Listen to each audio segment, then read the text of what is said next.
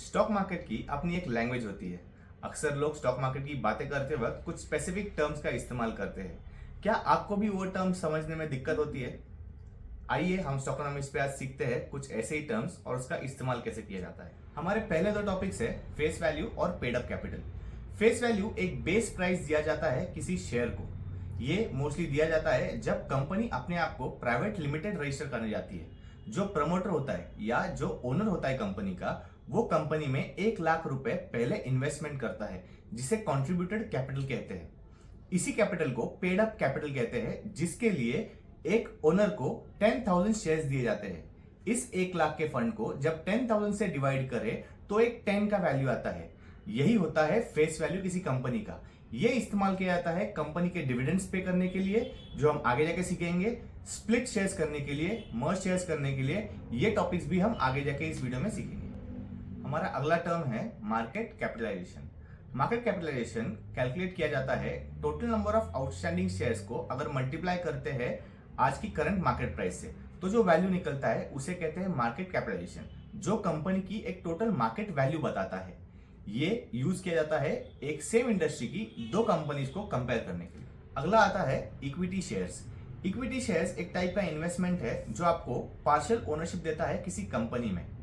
Equity इस शब्द का अर्थ होता है इक्वालिटी, यानी जो राइट्स एक प्रमोटर या एक ओनर किसी कंपनी के शेयर्स के ऊपर रखता है, यानी उसके प्रॉफिट और लॉसेस के ऊपर रखता है, सेम टू सेम राइट्स आपको मिलते हैं जब आप उस कंपनी का शेयर बाय करते हो। इसीलिए उसे इक्विटी शेयर्स कहते हैं।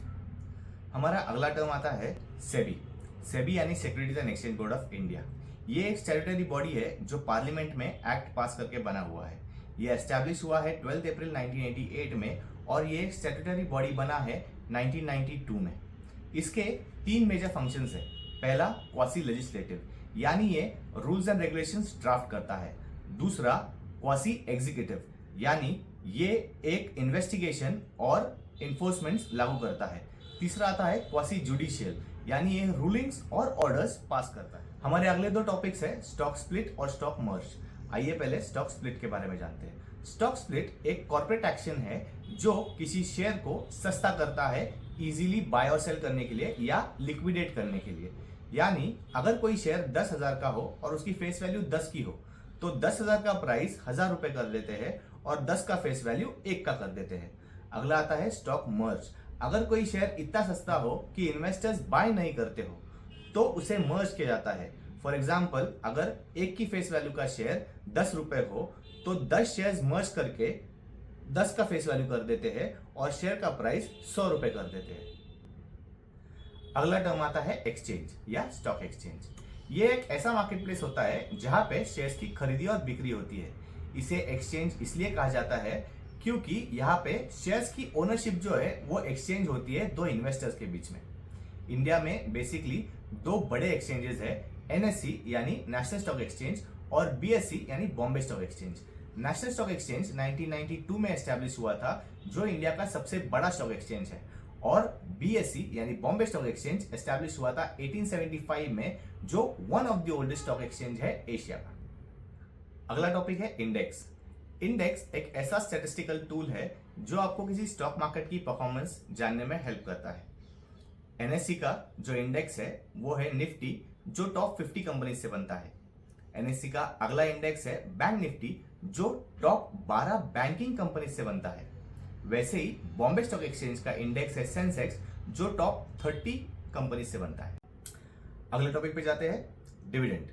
डिविडेंड कंपनी का वो प्रॉफिट होता है जो शेयर होल्डर्स में बटा जाता है। ये मोस्टली कैलकुलेट किया जाता है फेस वैल्यू के ऊपर।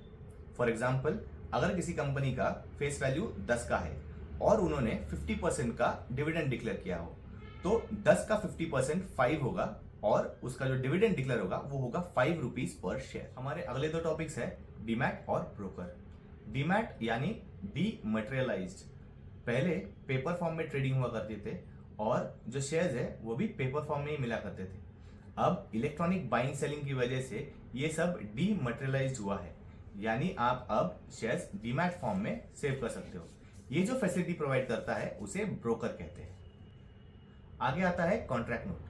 कॉन्ट्रैक्ट नोट आपके ट्रेड की लीगल इंफॉर्मेशन होती है। जैसे आपका buying price, selling price, buying quantity, selling quantity, आपके ब्रोकर के डिटेल्स, आपके डीमैट अकाउंट के डिटेल्स, ये सब कॉन्ट्रैक्ट नोट में आते हैं।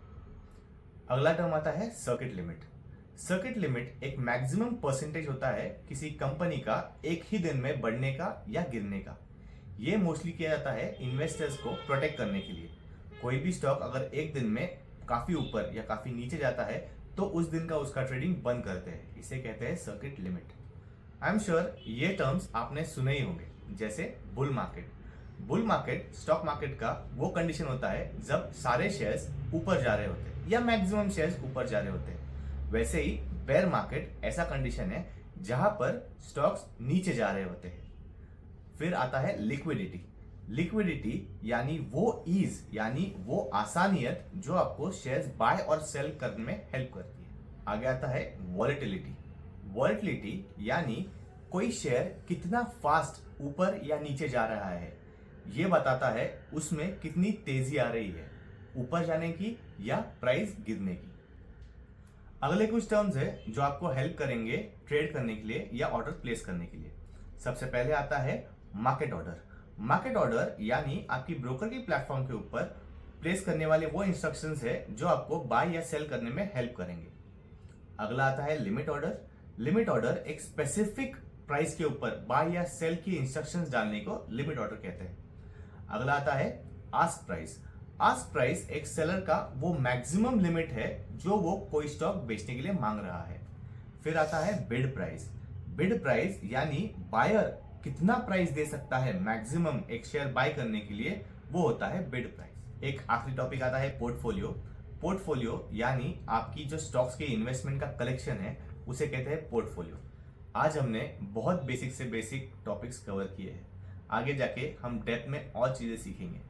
आपको हमारा कंटेंट अगर पसंद आ रहा हो तो प्लीज़ लाइक, कमेंट और सब्सक्राइब कीजिए और आपके फ्रेंड्स के साथ भी शेयर कीजिए। Thank you.